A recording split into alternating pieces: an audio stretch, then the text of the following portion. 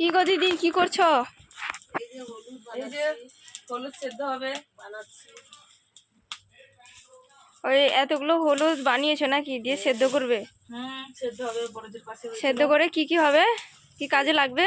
সেদ্ধ করার পরে রোদে দিতে হবে। রোদে দিয়ে মা বলছে শোনো, রোদে দেওয়ার পরে এগুলো আবার ভালো করে একবার ভালো করে হাত দিয়ে মলতে হবে।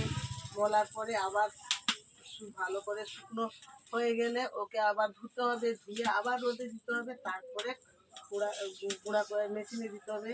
ও, দিলে হলুদ গুঁড়া বেরোবে আর কি? দিলে হলুদ গুঁড়ো বেরোবে।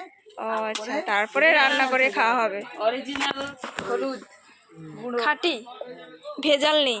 কোনো ভেজাল নেই। ও আচ্ছা, এই যে এখানে এরকম সেদ্ধ হচ্ছে, এগুলো আরো দেওয়া হবে। এগুলো দেওয়া হবে, ওর মধ্যে দেওয়া হবে এগুলো।